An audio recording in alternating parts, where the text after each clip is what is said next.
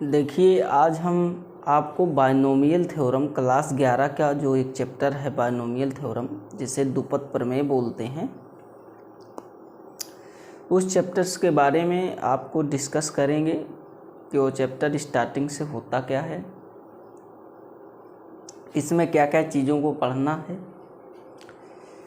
और इसका उपयोग क्यों किया गया, ये स्टार्ट क्यों किया गया, ये बनाया क्यों गया, किसने, किस गणितज्ञ ने, या ऐसी कोई समस्या आई होगी किसी क्वेश्चंस को सॉल्व करते समय, या बीच में कहीं ऐसी समस्या आई होगी जिससे इस चैप्टर का आविष्कार किया होगा किसी गणितज्ञ ने ऐसी समस्या को सॉल्व करने के लिए। तो देखो, बहुत समय पहले गणितज्ञों ने इस बात का पता लगाया कि यदि दो वेरिएबल्स को आपस में जोड़ा जाए और उनकी पावर्स को इस प्रकार बढ़ाया जाए कि उन पावर्स को सॉल्व करना हमारे बस की बात ना हो पाए। जैसे मान लो हम क्या काम करें, चैप्टर का नाम है बायनोमियल थ्योरम, क्लास 11 का इम्पोर्टेंट चैप्टर है, बहुत बार पूछा जाता है और आगे चल के आपको सीरीज सॉल्व करने में इसकी मदद मिलेगी और किया भी जाता है इसका यूज। चैप्टर का नाम है, पहले लिखिए, binomial theorem, binomial theorem, binomial theorem.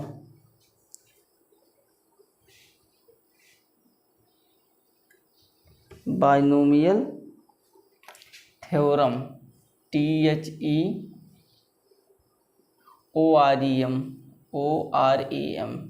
Theorem, ठीक है। बायनोमियल थ्योरम, इसको हिंदी में बोलते हैं द्विपद प्रमेय, द्विपद प्रमेय, हिंदी में द्विपद प्रमेय, इंग्लिश में बायनोमियल थ्योरम बोलते हैं। क्लास 11 का एक होनहार चैप्टर है मैथ का, जिसमें ऐसी बातों का अध्ययन हम करेंगे जो सीरीज के मतलब किसी भी मैक्सिमम पावर को किस प्रकार सीरीज के रूप में सॉल्व किया जाता है। जैसे कोई वेरिएबल्स को यूं प्रकार जोड़ें कि उसके कुछ पावर्स तक तो हम बात को निकाल लेंगे, लेकिन कुछ अच्छी पावर आना चालू हो जाएगी, मैक्सिमम पावर आने चालू हो जाएगी, उस बात को हम कैलकुलेट नहीं कर पाएंगे। अगर अपने शब्दों में हम बात करें तो a+b कोई मेंबर ले लें और इसकी पावर 0 करें तो आंसर 1 होता है। किसी भी वैल्यू के पावर 0 आंसर 1 होता है। चलो 0 तक की बात तो हमको समझ आई। a+b ले लें, इसकी पावर 1 कर लें, तब भी बात हमको समझ आई कि a+b आएगा आंसर। a+b का होल स्क्वायर कर लें, तब भी हमको बात समझ आई कि a² + b² + 2ab आएगा। इसी तरीके से अगर हम a+b का होल क्यूब कर लें, तब भी हम समझ सकते हैं a³ + b³ + 3ab, a³ + b³ + 3ab bracket में a+b, ऐसा करते जाएंगे। इसी तरीके से देखेंगे, अगर a+b की पावर 4 की बात आए, a+b की पावर 5 की बात आए, या फिर a+b की पावर ऐसे करते करते 6 की बात आए, या फिर ऐसे करते करते a+b की पावर 100 की बात आए, तो हमारी कलम कहीं ना कहीं रुक जाती है। इस बातों को सॉल्व करने में हमारी कलम जो होती है वो रुक जाती है। कहाँ तक चलती है? x³ तक, क्योंकि ये तीनों मेथड आपको क्लास 8 में रटाया जाता है। a+b का होल स्क्वायर, a-b का होल स्क्वायर, या a+b का होल क्यूब, ऐसी बातों को आपको सिखाया जाता है क्लास 8 तक। और इन सब चीज़ों को क्लास 8 में क्वेश्चन के माध्यम से समझा दिया जाता है और इन सब सीरीज को जो ये सब सीरीज आई हैं इनको सीरीज बोलते हैं। और एक्सपेंशन होता है विस्तार जिसे कहते हैं, इस सीरीज का विस्तार है, इस सीरीज का विस्तार है। तो कहने का मतलब है कि 3 पावर तक तो विस्तार हमको बड़े आसानी से आया, लेकिन उसके बाद जैसे जैसे हम पावर उस मैटर में बढ़ाते गए वैसे तकलीफ़ें जो है बराबर बराबर बढ़ती गई। तो इन सब समस्याओं को सॉल्व करने के लिए न्यूटन ने सर्वप्रथम एक चैप्टर का नाम दिया जिसका नाम है बायनोमियल थ्योरम, कि किसी 2 वेरिएबल्स को आपस में जोड़ करके अगर उनकी पावर 3 से मैक्सिमम कर दी जाए तो एक सीरीज़ के द्वारा हम उस माध्यम को समझ लेंगे, उस एक्सपेंशन या प्रसार द्वारा उस माध्यम को हम समझ सकते हैं, जिसको बोलते हैं बायनोमियल थ्योरम। बायनोमियल थ्योरम एक सीरीज है जो 100 नहीं बल्कि 100 से बहुत ज़्यादा नंबर्स को मतलब प्रसार करती है, और प्रसार करने के बाद आपको ये बताती है कि कौन से नंबर पे कौन सा आपका टर्म है या कौन सा पद है और उसका वैल्यू क्या है। ये सारी बातें बायनोमियल थ्योरम की सीरीज बताती है। तो हम आपको एक विस्तार लिखेंगे, उस बात को आप समझ लीजिए। वो विस्तार है कहाँ, उसका प्रूफ डेट कहाँ से होता है। प्रूफ डेट तो वैसे होता है मैथमेटिकल इंडक्शंस, एक आपका चैप्टर है गणितीय आगमन का सिद्धांत, वहाँ से आपको इसको प्रूफ डेट करने को मिलेगा। तो प्रूफ डेट एक लंबा प्रोसेस है, हम आप डायरेक्ट सीरीज पे चलते हैं और सीरीज को निकालने का प्रयास करेंगे और आपको एक एक स्टेप समझाएंगे कि किस तरीके से सीरीज को बनाया जाता है।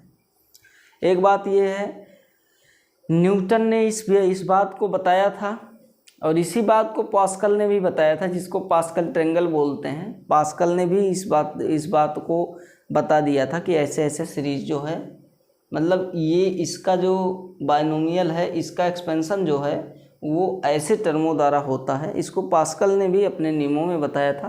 पास्कल ने एक त्रिभुज दिया था, वो है कॉफिशिएंट के, जिसको बोलते हैं गुणांक। गुणांकों को मिला करके उन्होंने एक ट्रायंगल दिया था, उसको पास्कल ट्रायंगल बोलते हैं। अभी उसको भी हम चर्चा करेंगे क्या चीज़ है। देखिए बायनोमियल थ्योरम जो होती है उसका मेन जो फार्मूला होता है, बायनोमियल थ्योरम का एक्सपेंशन जिसको बोलते हैं, वो है क्या। बायनोमियल थ्योरम आपको समझ आई, किसी 2 वेरिएबल्स को जोड़ दे या फिर घटा दें। 2 वेरिएबल नहीं, 2 से अधिक वेरिएबल भी हो सकते हैं। 2 या 2 से अधिक वेरिएबल को आपस में जोड़ या माइनस कर दें और उसकी पावर इतना कर दें कि हम उसका विस्तार ना कर सकें, उसको ना ओपन कर सकें, उसी माध्यम को सॉल्व करने के लिए बायनोमियल थ्योरम का यूज किया गया। सर्वप्रथम न्यूटन ने इसको अपने शब्दों में बताया। बात यह है कि x प्लस a की पावर n का विस्तार हम सर्वप्रथम करेंगे और इसको समझने की कोशिश करेंगे कि इसका विस्तार किस प्रकार होता है।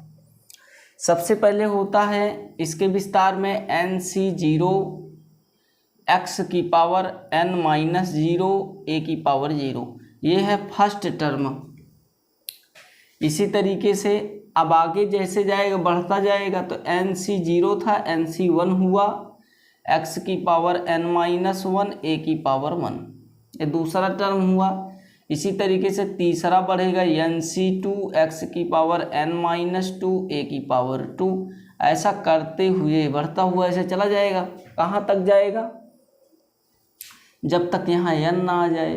इसका मतलब ऐसे बढ़ता हुआ जाएगा, कहाँ तक जाएगा, कहाँ तक जाएगा, जहाँ तक n ना आ जाए। तो आप कहोगे ncn x की power n minus n a की पावर n, ये आपकी पूरी सीरीज होगी।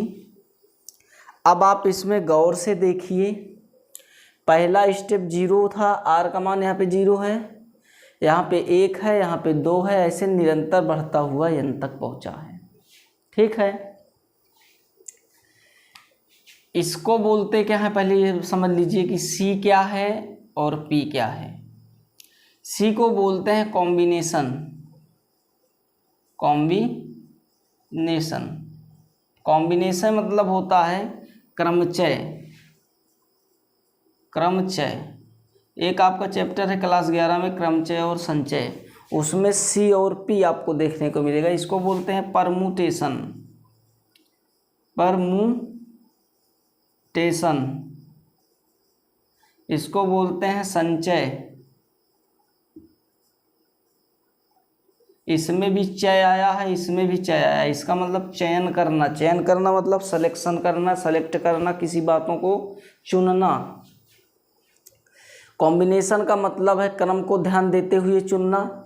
संचय का मतलब है क्रम का ध्यान न देते हुए चुनना। क्रम का ध्यान दिया जाएगा तो सी लगेगा, क्रम का ध्यान नहीं दिया जाएगा तो पी लगेगा। इस बात को आपको समझना है कि सिलेक्शन जो होता है, सेलेक्ट करने के तरीके जो होते हैं वो कितने होते हैं, इस बात को सी और पी बताता है। इसका चैप्टर है कॉम्बिनेशन एंड परम्यूटेशन, उसमें आप पढ़िएगा क्या चीज़ है। लेकिन बेसिक आपको इस बात को हम बता दें कि सी के जो ऊपर होता है उसको बोलते हैं एन, और नीचे जो होता है उसको बोलते हैं आर। टोटल बोलते हैं एनसीआर। एन क्या है? एन है नंबर ऑफ जिसमें आपको सेलेक्ट करना है। सेलेक्ट कितने को करना है? आर को करना है। एन थिंग्स में से आर थिंग्स को सेलेक्ट करना है। एन वस्तुओं में से आर वस्तुओं को सेलेक्ट करने का तरीका एनसीआर आपको बताता है, वो भी क्रम का ध्यान देते हुए। अगर कह दें इसका फार्मूला, तो इसका फार्मूला होता है N factorial, N minus R factorial और आर फैक्टोरियल। ये इसका होता है फार्मूला डायरेक्ट। इसको आप सीख लीजिए, लिख लीजिए, आपको आगे मिलेगा। इसका फार्मूला होता है। लेकिन एक बात और, जो जितने में से बातें सेलेक्ट होंगी, जितने में से बातें सेलेक्ट होंगी या चुनी जाएंगी, चुनी हुई बातों की संख्या जिसमें से चुनना है उसकी बातों से कम होनी चाहिए। जैसे 5 लोग हैं कमरे में, उसमें से 6 लोग को चुनना है। संभव है या असंभव है? बात असंभव है। इसका मतलब मैक्सिमम वो होना चाहिए जिसमें से हमको चुनना है। तो चुनना किस में से है? एन में से। आर को चुनना है, आर लोगों को चुनना है। मान लो एन लोग एक कमरे में हैं, उसमें से आर लोग को एक टीम बनानी है और आर लोग को सेलेक्ट करना है। तो उस समय एन का मान ज़्यादा होना चाहिए किससे? आर से। तभी तो आप चुन पाओगे, क्योंकि कमरे में उतने व्यक्ति से ज़्यादा व्यक्ति होने चाहिए, तभी आप उस बात का चुनाव कर सकते हैं जिस बात के लिए आप चुनना चाहते हैं। तो आप समझिए एन जो है वो ग्रेटर देन होगा किसके? आर से, या फिर इक्वल भी हो सकता है। एन का मान बड़ा और एक आर के बराबर हो सकता है। एक फैक्ट आपको बता दें, एन सी एन का मान और एन सी 0 का मान, एन सी 1 का मान, इन तीनों के मान क्या क्या होते हैं? एन सी एन और एन सी 0 का मान 1 होता है, दोनों का मान 1 होता है, और ये दोनों आपस में बराबर होते हैं। इसका मान डायरेक्ट आएगा एन फैक्टोरियल। इसका मान एन फैक्टोरियल नहीं, केवल एन आएगा। अगर फार्मूले के अकॉर्डिंग आप सॉल्व करोगे तो आएगा ऊपर एन फैक्टोरियल। फिर देखो एन माइनस आर किया है तो इसका मतलब एन माइनस 1 मतलब एन माइनस 1 फैक्टोरियल। फिर उसके बाद आर फैक्टोरियल किया गया है तो 1 फैक्टोरियल।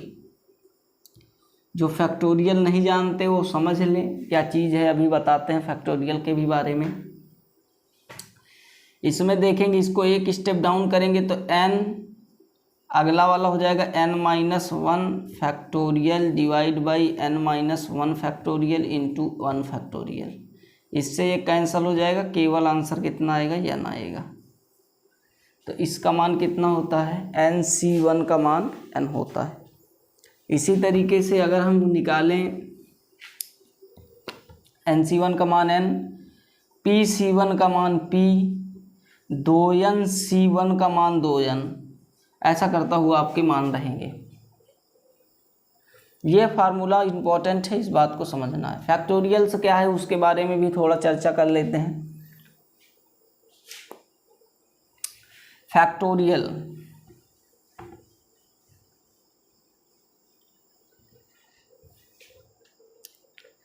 देखो, फैक्टोरियल क्या है? फैक्टोरियल को डिनोट करते हैं ऐसे, एक लाइन खींचेंगे, नीचे डॉट लगाएंगे, ये फैक्टोरियल है। फैक्टोरियल एक ऐसी वैल्यू होती है जो किसी भी नंबर्स को जब तक एक ना आ जाए तब तक बार बार मल्टीप्लाई करने से बनती है। आप अगर कह दें 5 फैक्टोरियल का मान बताइए, तो आप 5 को इस तरीके से मल्टीप्लाई करिए जब तक क्या ना आ जाए, एक ना आ जाए। तो 5 चौका 20 दिया, 60 दूना 120, आंसर कितना आया 120। 5 फैक्टोरियल का मान कितना है 120। इसी तरीके से 4 फैक्टोरियल का मान करें तो 4 इंटू 3 इंटू 2, 4 3 12 दूना 24, 24 इसका मान हो जाएगा 4 फैक्टोरियल का। इसी तरीके से 3 फैक्टोरियल का मान निकालेंगे तो 3 इंटू 2 कितना आएगा, 3 दूना 6 आ जाएगा। 2 फैक्टोरियल का मान कितना आएगा, तो 2 इंटू 1, आंसर कितना 2 आ जाएगा। इसी तरीके से 1 फैक्टोरियल का मान कितना आएगा, तो आप कहोगे 1 आएगा। ठीक है, इसी तरीके से आपके फैक्टोरियल से सॉल्व किए जाते हैं। फैक्टोरियल्स इसी तरीके से होते हैं। किसी भी नंबर का अगर फैक्टोरियल आपको निकालना है तो उसको इतना बार मल्टीप्लाई करिए जब तक एक ना आ जाए। लेकिन आप एक बात को और समझ लीजिए ज़रा, क्योंकि क्वेश्चन आता है सॉल्व करने के लिए। 5 फैक्टोरियल को आप ऐसे भी लिख सकते हो, मर्जी चाहो एक स्टेप तोड़ करके अगले में फैक्टोरियल लगा करके रख सकते हो। मतलब इसको ऐसे लिख सकते हो 5 इंटू 4 फैक्टोरियल। ज़रूरत पड़े तब, कब ज़रूरत पड़ेगी कि 4 फैक्टोरियल नीचे आपको अपॉन में कहीं दिखे या कहीं 4 फैक्टोरियल लाने की ज़रूरत है काटने की, तो आप इसको ऐसे रोक सकते हो। क्योंकि 4 फैक्टोरियल का मान 24 है, 24 पंचे 120 आ जाएगा, है कि नहीं। तो इसी तरीके से आप इसको ऐसे भी लिख सकते हो 5 इंटू 4, 3 स्टेप को छुपा लो, तीसरे के बाद फैक्टोरियल लगा दो। क्योंकि 3 फैक्टोरियल का मान 3 इंटू 2 इंटू 1 है ना, इसका मतलब इतने बात को आप 3 फैक्टोरियल लिख सकते हो। तो 5 इंटू 4 3 फैक्टोरियल, मतलब जिस फैक्टोरियल का काम आए अगर वो उसमें दिख रहा है या ज़रूरत पड़ रही है, हम लेना चाहते हैं तो ले सकते हैं, कोई ऐसी दिक्कत नहीं है। 4 फैक्टोरियल को आप ऐसे भी लिख सकते थे 4 इंटू 3 इंटू 2 फैक्टोरियल। आवश्यकता पड़ती तो काट देते इधर उधर, कोई दिक्कत नहीं रहती। तो इस तरीके से आपके फैक्टोरियल्स होते हैं। जैसे मान लो हम कहते हैं इस फैक्टोरियल का मान निकालिए ज़रा, इसको हटा दें। देखिए हम कहते हैं n फैक्टोरियल क्या होता है, तो हमने क्या किया था, वैल्यू में एक एक घटाते गए थे जब तक एक ना आ जाए। तो अगर हम इसको हल करेंगे तो आएगा n में 1 कम n-1, n में फिर 1 कम n-2, ऐसे करते करते अगला n-3, n-4, ऐसे करते करते करते करते डॉट डॉट आपका n फैक्टोरियल चला जाएगा, जब तक इसको एक ना मिल जाए। इस बात के लिए जा रहा है, धीरे धीरे धीरे धीरे कम होता जा रहा है। लास्ट में 3 इंटू 2 इंटू 1, जब तक ये केस ना आपको मिल जाए तब तक इसको निरंतर फैक्ट करते जाना है। इसी तरीके से अगर हम कह दें p-1 फैक्टोरियल का मान बताइए आप, तो इसको डाउन करना चालू करोगे एक एक स्टेप। पहले p-1 लिखोगे, क्योंकि देखो इसमें 5 था तो 5 फैक्टोरियल 5 लिखे थे, फिर 4, फिर 3, फिर 2, फिर 1, ऐसा। पहले इसी को लिख देंगे, इसमें एक और घटाएंगे तो आएगा आपका p, फिर एक और घटाएंगे, एक घटाएंगे ना, सॉरी ये p-1 है, एक और घटाएंगे तो p-2 होगा, एक और घटाएंगे p-3 होगा। कैसे होता हुआ कहाँ तक जाएगा, 2 3 1 1, ऐसा होता जाएगा।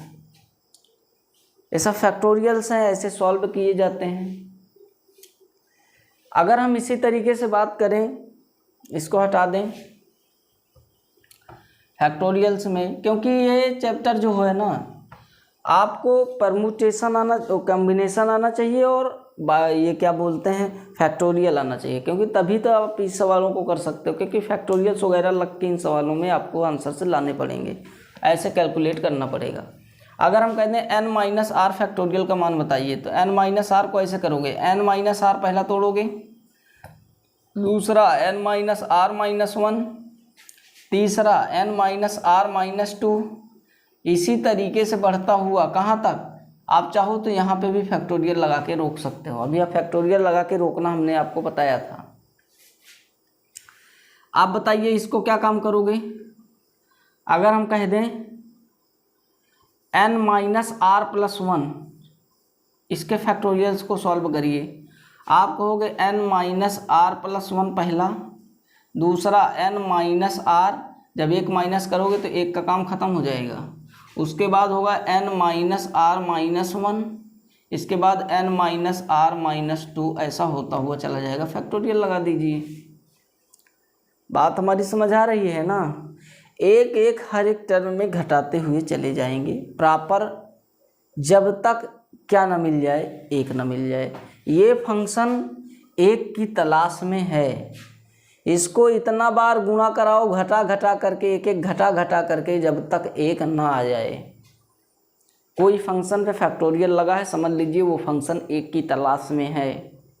इतना बार गुणवा उसको करा दो कि एक मिल जाए, इसी की तलाश में है फंक्शन।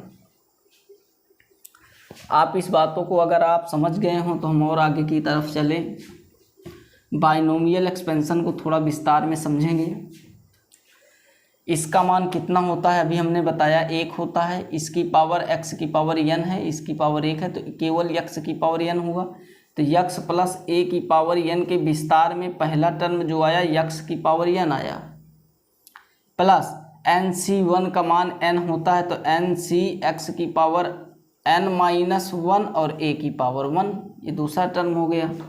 इसी तरीके से तीसरा टर्म करोगे तो इसका आंसर कैसे निकालोगे, तो आप कहोगे n फैक्टोरियल, अभी हमने आपको सिखाया n minus R factorial, n minus R, R की वैल्यू कितनी है 2 है, तो n माइनस 2 फैक्टोरियल, कितना 2 फैक्टोरियल। हल करोगे तो अपना कर लेना x की पावर n माइनस 2 a की पावर 2, ऐसा करते हुए डॉट डॉट डॉट यहाँ पे आएंगे। n का मान कितना होता है, अभी आपको बताया था n का मान nc 0 के बराबर होता है। n का मान 1 हो जाएगा, इंटू में x की पावर 0 1 हो जाएगा, ये हो जाएगा a की पावर n। तो इसका मतलब इतनी बातों को यहाँ से ख़त्म कर देंगे, लास्ट में जो आएगा a की पावर n आएगा। जैसे स्टार्टिंग a की पावर n x की पावर n हुआ था, एंडिंग क्या हुआ a की पावर n। स्टार्टिंग a की पावर n, एंडिंग a की पावर n, x की पावर n स्टार्टिंग, a की पावर n एंडिंग। जैसे आप किसी भी बाइनोमियल थ्योरम को ही बात समझिए, x प्लस a का होल स्क्वायर कैसे करते थे a square plus b, a square plus 2ab plus b square. देखो स्टार्टिंग क्या हुआ करता था, ये आपका a प्लस b था। देखो x, हमने कहा x की पावर n पहला टर्म है, तो a का स्क्वायर पहला टर्म आपका हो गया। लास्ट टर्म में हमने कहा कि इस पर n को पावर लग जाता है, तो b की पावर क्या लगेगा, ये लगेगा, तो b का स्क्वायर लास्ट में है कि नहीं। तो स्टार्टिंग और लास्ट वाला तो आपको एकदम कंफर्म हो गया कि यही होगा। जैसे हम कह दें a प्लस b की पावर 10, तो आपको दो टर्म मिल गया। दो टर्म क्या मिला, a की पावर 10 और b की पावर 10, ये दोनों कंफर्म हो गए। अब अंदर जो आएंगे उनकी कहानी देखी जाएगी। मतलब स्टार्टिंग और लास्ट, ये बात आपको बड़ी आसानी से समझ आ गई। होता क्या है आपको समझा दिया। स्टार्टिंग में x की पावर उतना और एंडिंग में इतने की पावर इतना, जहाँ a रहता है वहाँ की पावर इतना एंडिंग होती है, स्टार्टिंग आपकी a की पावर उतनी होती है। जैसे कह दें 1 प्लस x की पावर 3, विस्तार करिए तो आप कहोगे 1 की पावर 3 पहला टर्म, अंदर कुछ भी हो हमसे नहीं मतलब, लास्ट वाला जो होगा x की पावर 3 हो जाएगा। क्या हल करने पर इतना आएगा, आप हल कर लो। 1 का cube a cube plus b cube plus 3ab, 3a और b ब्रैकेट में 1 प्लस x। हल करोगे ये बात आपकी पीछे रहेगी, ये हो जाएगा 1 का स्क्वायर 1 प्लस 3x और प्लस कितना 3x का square plus x cube, 3x cube. तो आपका लास्ट वाला और फर्स्ट वाला मिल गया। जो लास्ट वाला फर्स्ट वाला तो हमने पहले से ही निकाल दिया। बाइनोमियल थ्योरम के पहले आपके विस्तार में इस बात को आपको समझ आई कि यहाँ पर और यहाँ पर, लास्ट पर और स्टार्टिंग पे और लास्ट पर, ये जो पावर होता है एक बार x का स्टार्टिंग पे हो जाता है, a का लास्ट पर हो जाता है। इस बात से आप एकदम वाकिफ हैं। इसी तरीके से आपको इस प्रकार सॉल्व करना है। जैसे मान लो कह दें, इनको सबको कॉफिशिएंट बोलते हैं। क्या बोलते हैं? गुणांक, जिसमें गोले लगे हैं, इसमें गोले लगे हैं, इसको, ये सब गुणांक होता है। जो यक्स की पावर यहाँ बनती है उसी का ये गुणांक होता है। जो यक्स की पावर बनती है उसी का ये गुणांक होता है। जो यक्स की पावर बनती है उसी का ये गुणांक होता है। कभी कभी क्या होता है ना, ये यक्स के जैसा ए वाला भी यक्स के जैसा रहता है, तो उस केस में जहाँ ए के जगह पे यक्स रहेगा, इस ए के जगह पे अगर यक्स कहीं आया तो उस यक्स को कैलकुलेट हम इसी यक्स के साथ करके एक्स का मान एक बार बना लेंगे और फिर कहेंगे, जैसे मान लो x की पावर 2 यहाँ आ गया, a में भी x की पावर 2 आ गया, तो x की पावर 2, x की पावर 2, x की पावर 4, डायरेक्ट बोलेंगे x की पावर 4 का कॉफिशिएंट ये है। अगर इसके पास कोई और नंबर है तो उसका इसमें ऐड होकर के कॉफिशिएंट कहलाएगा, जिसको बोलते हैं गुणांक। साफ साफ बात गुणांक की, तो जिसमें गोला लगाए हैं वही गुणांक है। अब आगे चलिए, हटाते हैं इस बात को। एक बात इसमें और बातों को हम समझते हैं, जरा गौर से देखिएगा बाइनोमियल थ्योरम की एक बात को। क्लास बेसिक है, जितना आप समझ लेंगे उतना आपके लिए फ़ायदेमंद है। हम कोशिश यही कर रहे हैं कि आपको समझाने की कोशिश कर रहे हैं। नेक्स्ट वीडियो में आपको बहुत सारी सवालें, बहुत सारे तरीके, आपको बहुत कुछ बताएंगे। आप बेसिक समझिए पहले, क्योंकि किसी बेसिक्स को समझ लोगे तो आप सारे सवाल और सारी निचोरिटी को आप समझ पाओगे। देखिए, हम आपको ये समझाना चाहते हैं कि यक्स प्लस ए की पावर n के विस्तार में नंबर ऑफ टर्म कितने हैं? पदों की संख्या, जिसे कहते हैं पदों की संख्या। पदों की संख्या, पदों की संख्या, number of term. Number of term क्या है? कितने हैं? How many number of term in the expansion of binomial x plus a की पावर n।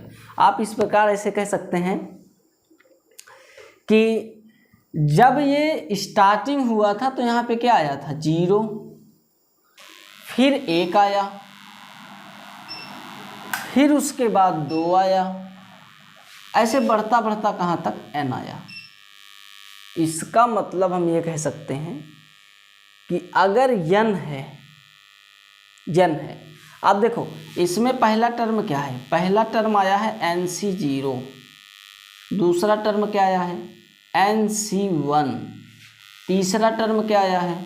NC2, अगला टर्म क्या आएगा? NC3, ऐसा करता हुआ। बताओ, जब 1 आया था तो ये किस नंबर पे पड़ा था? दूसरे। NC2 आया था, किसने नंबर पे पड़ा था? तीसरे। इसका मतलब ये है, जो बात यहाँ लिखी है C के नीचे जहाँ R होता है, जो बात यहाँ लिखी है उसमें एक ज़्यादा जोड़ दोगे तो ये बात पता चल जा रही है कि ये वाला टर्म है। जैसे मान लो कह दें कि x प्लस ए की पावर 2, तो इसके विस्तार में कितने टर्म होंगे? तो आप कहोगे NC0 आएगा पहला वाला, दूसरा आएगा NC1 आएगा, तीसरा वाला कहेंगे NC2 आएगा, चौथा वाला कहेंगे NC3 आएगा। अब इसमें बताओ, क्या ऐसे बढ़ते चले जाएंगे या कहीं कहीं रुकेंगे? और अगर कहीं रुकेंगे तो क्यों रुकेंगे, इस बात को समझना है। क्या ये मैटर बार बार बढ़ता जाएगा या फिर कहीं रुक जाएगा? और रुक जाएगा तभी तो पदों की नंबर निकलेगा कि नंबर ऑफ टर्म्स क्या हैं। इसका मतलब ये बात कहीं ना कहीं रुकेगी, और कहीं ना कहीं रुकेगी,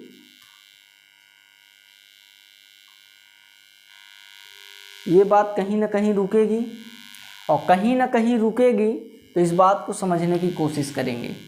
यहाँ लिखा है NC0, n का मतलब है 2, यहाँ से n को हटा दें, लिख दें 2। यहाँ पे n का मतलब है 2, यहाँ पे भी n का मतलब है 2, यहाँ पे भी n का मतलब है 2। इसका मतलब ये है कि n का मान 2 रखने पर 2c1 ये पहला टर्म आपका हो गया। अब आगे इसके साथ कुछ भी मैटर आए उसको हम बाद में देखेंगे, केवल कॉफिशिएंट की चर्चा हो रही है। 2c1 इसका मतलब 2 था, 1 लेकर के आया, सेकेंड टर्म पर 1 आया। थर्ड टर्म पे आइए, 2c2 इसका नाम थर्ड टर्म है। t3 t2 t1, t1 था तो 0 था, t2 था तो 1 था, t3 था तो 2 था। इतने बात को आप समझ आए। अगला टर्म अगर बनेगा तो t4 बनेगा, लेकिन क्या बनेगा कि नहीं बनेगा इस बात पे चर्चा करें। हमने आपको इसके पहले अभी बताया था NCR में n का मान ग्रेटर देन होना चाहिए, किससे, r से, या फिर बराबर होना चाहिए। इस बात को भी हमने कुछ देर पहले चर्चा की थी और इस माध्यम से की थी कि किसी चीज़ को सेलेक्ट जो करते हैं, जितना नंबर्स आप सेलेक्ट करते हैं उससे ज़्यादा कहीं नंबर होना चाहिए। हमको मान लो 10 व्यंजन खाने हैं और वहाँ पे रखे ही हैं 5 व्यंजन, तो क्या हम उस बात को सत्य कर पाएंगे, 10 व्यंजन को खाना समझ पाएंगे। या हमको मान लो किसी बुक की दुकान पर 10 बुक लेनी है और उसके पास टोटल नंबर ऑफ बुक जो हैं 5 हैं, क्या हम आज 10 बुक ले पाएंगे उस दुकान से? बात असंभव होगी। या तो संभव कब होगी कि हम किसी नेक्स्ट दुकान पर जाएं और 10 बुक लेने के लिए उसके पास पर्याप्त 10 हो या फिर 10 से अधिक हो, तभी तो हमको 10 दे पाएगा। इसका मतलब ये है जितना लेना चाहते हैं उससे कहीं ज़्यादा आपको वो बात रहे। इसका मतलब n का मान ज़्यादा होना चाहिए, किससे, r से। क्या यहाँ पे देखो कहाँ कहाँ ज़्यादा है या कहाँ कहाँ बराबर है। 2 का मान 0 से ज़्यादा है, 2 का मान 1 से ज़्यादा है, 2 का मान 2 से ज़्यादा है, 2 का मान 3 से ज़्यादा है। क्या है? ये तो बिल्कुल गलत है। तो कहाँ तक हमारा मैटर रुक जाएगा? यहाँ से जा कर के यहाँ तक रुक जाएगा। इसका मतलब जो 2 है उसमें 1 जोड़ोगे तो कितना आएगा, 3। तो इसमें नंबर ऑफ टर्म कितने हैं, 3 हैं। ये बताता है नंबर ऑफ टर्म कब, जब इसमें 1 जोड़ दिया जाए तब। तो अगर x प्लस 1 के पावर n के विस्तार में, इसके प्रसार में अगर पदों की संख्या निकालें, नंबर ऑफ टर्म निकालें तो फार्मूला बन जाएगा n+1। ये आपका नंबर ऑफ टर्म बन जाएगा।